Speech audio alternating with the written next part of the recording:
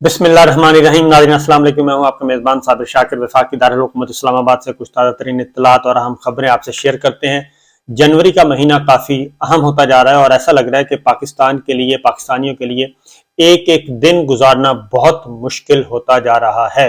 एक एक दिन गुजारना बहुत मुश्किल होता जा रहा है क्योंकि पाकिस्तान की इस वक्त मार्केट देखें, इकोनॉमी की सूरत हाल देखें और ऐसी लग रहा है कि ये कंपनी चलने वाली नहीं है और कोई बहुत बड़े फैसले करने का वक्त आ चुका है।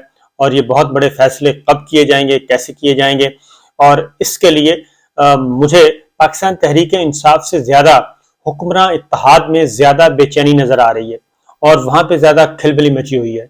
और मुस्लिम लीग नवाज और पीपल्स पार्टी, मुस्लिम लीग नवाज सर फहरिस्त है और पाकिस्तान पीपल्स पार्टी उसके बाद है, दोनों जो हैं वो काफ़ी डगमगा रहे हैं और ऐसे लग रहा है कि उनको कहीं ना कहीं से स्मेल आई है कि हालात ख़राब हैं और इन हालात को अगर ठीक ना किया गया, जो कि नहीं होने, तो उनकी छुट्टी हो जाएगी और फिर उनको शायद ही कोई बचा सके। उसकी रीज़न ये है, पहले मुख्तसर सी एक तस्वीर एक आध मिनट में मैं आपको दिखाता हूँ। पाकिस्तान में इस वक्त सूरत हाल क्या है।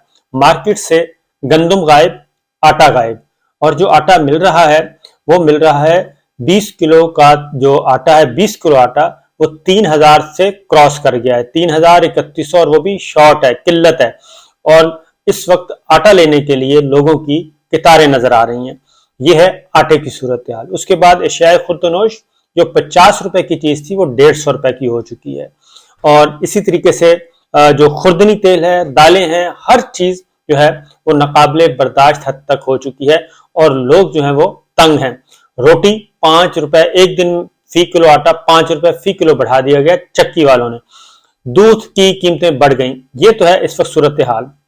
और दूसरी जानिब डॉलर्स भी मार्केट में अवेलेबल नहीं है, मार्केट में अवेलेबल नहीं है।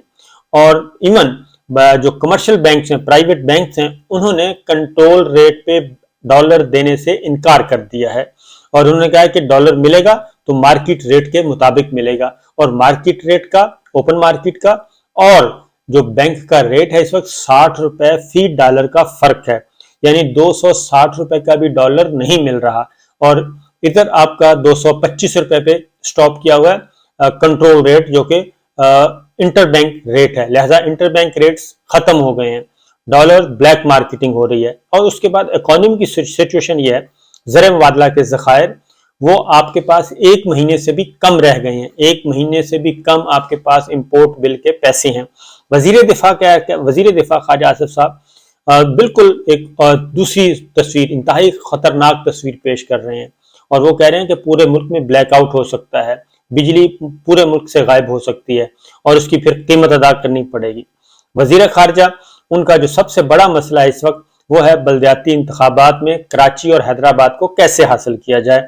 मुत्तहिदा कौमी मूवमेंट सरापा एहतजाज है, लेकिन उसके लिए नहीं। वो कहते हैं कि क्योंकि हमारी पोजीशन मजबूत है, हैदराबाद और कराची ये दो शहर जो है, बड़े शहर पाकिस्तान पीपल्स पार्टी को मिल रहे हैं, लिहाजा ये मिलने चाहिए और बाकी काम को छोड़ें, बाकी काम होते रहेंगे। इनफॉर्मल इकोनॉमी जो है, फॉर्मल इकोनॉमी का सत्यानाश, इनफॉर्मल इकोनॉमी ज्यादा चल रही है, यानी जुबानी लेन देन चल रहा है। बैंकों पे लोगों का भरोसा नहीं रहा, लोगों का भरोसा प्राइवेटली लेन देन हो रहा है और हुंडी हवाले के जरिए हो रहा है। ये है सूरत हाल। ये मैंने एक छोटा सा नमूना पेश किया। अब इसमें कौमी सलामती कमेटी का जो इजलास हुआ, 2 दफा इजलास हुआ, पहला इजलास हुआ, फिर दूसरा हुआ, दूसरा 6 घंटे जारी रहा और उसमें एक मुहज़्ज़ब अंदाज में कौमी सलामती कमेटी के इजलास में मुहज़्ज़ब तरीके से बताया गया कि चीज़ें वर्स्ट होती जा रही हैं, सूरत हाल बहुत ही नामुनासिब हो रही है, नामाकूल हो रही है और जो हालात हैं वो हाथ से निकलते जा रहे हैं। और जो उसका एलामिया है, ख़ासतौर पर उसमें कहा गया था कि मुआशी इस्तेहकाम ही कौमी इस्तेहकाम का ज़ामिन है। मुआशी इस्तेहकाम, मुआशी पॉलिसी, उन्हें कहा था रोड मैप तैयार करें, मुआशी पॉलिसी लेके आए। कोई रोड मैप है आपके पास? तो रोड मैप नहीं था। मिफ्ता इस्माइल को हटा के इसहाक डार साहब को हटा लगाया गया, उन दोनों की आपस में लड़ाई हो रही है और मिफ्ता इस्माइल साहब जो है इसहाक डार के बखिए उधेड़ रहे हैं और इसहाक डार साहब वजीर खजाना, उनकी अफसर बेइज्जती फरमा रहे हैं और वो कह रहे हैं कि जनाब आपने बाकियों को दिया, हमें भी अलाउंस दें। OMG, DMG, सारे के सारे अफसर कह रहे हैं, उनकी तलख कलामियां हो रही हैं और तलख कलामियां भी ऐसी हैं कि बस अल्लाह की पनाह। ओपनली शाउट हो रहा है, ना मिनिस्टर, ना ब्यूरोक्रेसी, ना अफसर, आपस में कोई उनका نہیں ہے، ڈیکورم جو جس کو کہتے ہیں اس کا بھی، آداب محفل اس کا بھی خیال نہیں رکھا جا رہا. تو ہر کوئی آدمی تنگ آ چکا ہے، خواہ وہ غریب آدمی ہے، خواہ وہ امیر آدمی ہے، خواہ وہ مڈل کلاس ہے. مڈل کلاس کا تو ستیہ ناش ہو گیا ہے، سفید پوش طبقے کا ستیہ ناش ہو گیا. اب یہ چیزیں ٹھیک چیزیں نہیں ہو رہی. گورنمنٹ نام کی کوئی چیز نہیں ہے، گورنمنٹ نام کی کوئی چیز نہیں ہے. فیلڈ میں چلے جائیں، آپ بازار میں چلے جائیں، کسی بھی شہر میں چلے جائیں، کسی بھی مارکیٹ میں چلے جائیں، آپ کو گورنمنٹ نام کی، اتھارٹی نام کی کوئی چیز ہی نظر نہیں آئے گی. ہر دکاندار کا اپنا ریٹ ہے، ہر دکاندار کا اپنا ریٹ، ہر مارکیٹ کا اپنا ریٹ، ہر چیز کا اپنا ریٹ. کوئی پرواہ نہیں ہے کہ کوئی میجسٹریٹ، کوئی ضلعی انتظامیہ، کوئی صوبائی حکومت، کوئی مرکزی حکومت، نتھنگ. اور کوشش کیا ہو رہی ہے؟ کوشش یہ ہو رہی ہے کہ جی پہلے آپ ہمیں اس بات کی گارنٹی دیں. اب یہ ڈیمانڈز کی جا رہی ہیں کہ پہلے آپ ہمیں گارنٹیز دیں کہ افواج پاکستان ملٹری اسٹیبلشمنٹ اس حکومت کے شانہ بشانہ ساتھ کھڑی ہے اور اس حکومت کو گرنے نہیں دے گی. یہ مطالبہ کیا جا رہا ہے. یہ کہتے ہیں جی آپ براہ راست آئیں، آ کے بتائیں، DGISPR پاک فوج کے ترجمان یہ بات کریں. اس کے بعد، اور یہ ہمیں پاکستان میں بھی کریں اور پاکستان سے باہر بھی کریں، تو پھر ہم کچھ سوچیں گے. کیونکہ ہمارا پہلے ہی پولیٹیکل سرمایہ، پولیٹیکل کیپٹل ہم پہلے ہی بہت لوز کر چکے ہیں. یعنی ہمارا ووٹ بینک پہلے ہی بہت زیادہ خراب ہو چکا ہے، ہمیں پبلک سپورٹ نہیں رہی. اور یہ سارے کا سارا احسان کس پہ کر رہے ہیں؟ افواج پاکستان پہ.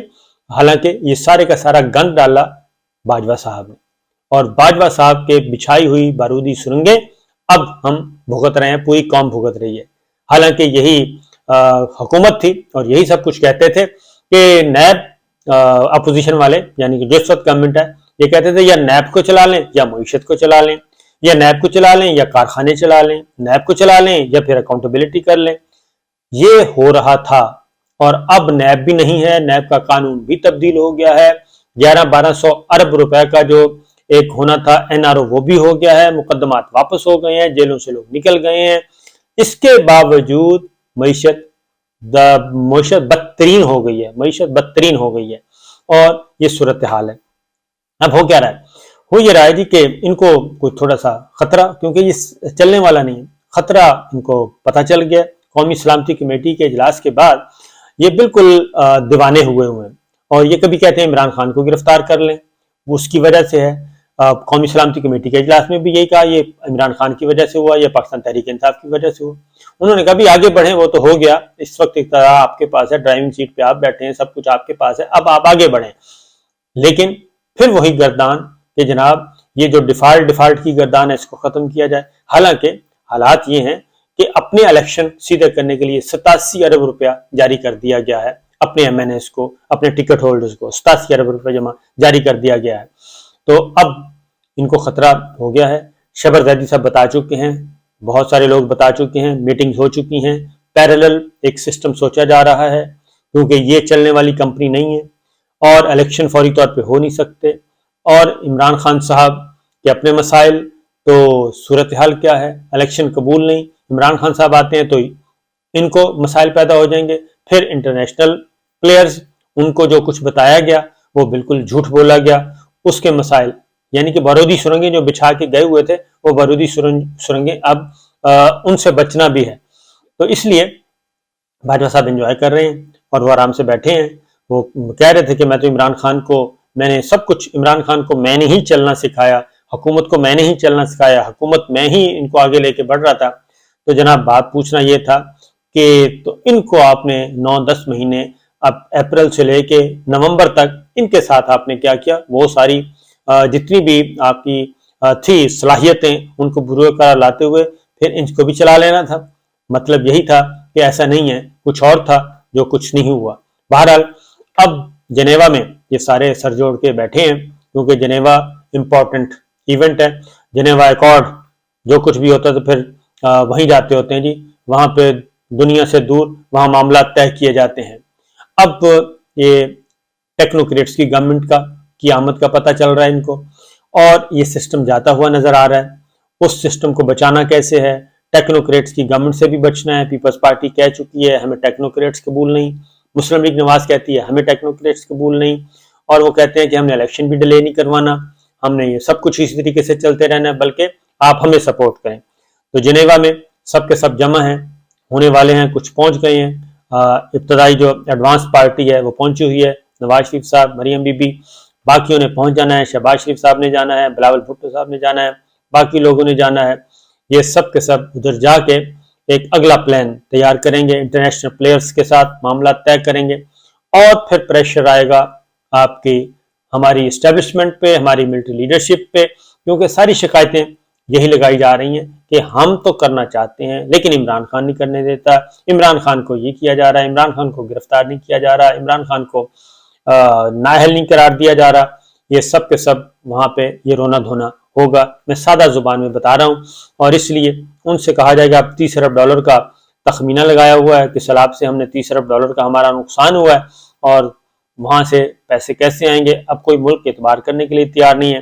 Army chief general Asim Munir صاحب وہ 10-11 تک باہر ہیں، 10-11 جنوری کو انہوں نے واپس آنا ہے، سعودی عرب کے دورے پہ اہم ملاقاتیں کر رہے ہیں۔ اب ان سب کی نظریں جو ہیں، اصل جو ایشو ہے، ان کو کہا گیا تھا آپ روڈ میپ تیار کریں، آپ کے پاس پلاننگ کیا ہے؟ اب یہ انتظار کر رہے ہیں کہ IMF سے اتنے پیسے آ جائیں گے، سعودی عرب سے اتنے آ جائیں گے، چائنا سے آ جائیں گے، UAE سے آ جائیں گے، اور یہ ڈنگ ٹپاؤ پروگرام ہے ہمارا چلتا رہے گا، اور انہی پیسوں کے ساتھ ہم اگلا بجٹ بہت ہی اچھا سا بجٹ دے دیں گے، الیکشن میں جائیں گے، ہماری تصویر صاف ہو جائے گی عوام کی، اور بے شک آنے والے دنوں میں پاکستان کی معیشت، پاکستان کی صورتحال اس سے بھی بدتر ہو جائے ان کو کوئی نہیں ہے، صرف اپنا پولیٹیکل کیپٹل بچانے کے لیے یہ سارا کچھ کیا جا رہا ہے۔ تو دیکھنا یہ ہے، لیکن ہمارے پاس جو اطلاعات ہیں وہ یہی ہے کہ فیصلے ہو چکے ہیں، ان کو ایک گریس پیریڈ دیا گیا، اس گریس پیریڈ میں اگر یہ چیزوں کو بہتر بنا سکتے ہیں تو ویل اینڈ گڈ، اگر نہ بن سکیں تو پھر یہ سسٹم لپیٹ دیا جائے گا، اور اس کے لیے یہ جو خواجہ آصف صاحب نے کہا ہے، اگر یہ ایکچوئل یہی صورتحال ہو جاتی ہے، بلیک آؤٹ ہو جاتا ہے، تو پھر تو ایمرجنسی کے علاوہ کوئی اور طریقہ نہیں ہوگا، پھر تو ایمرجنسی ہی لگے گی۔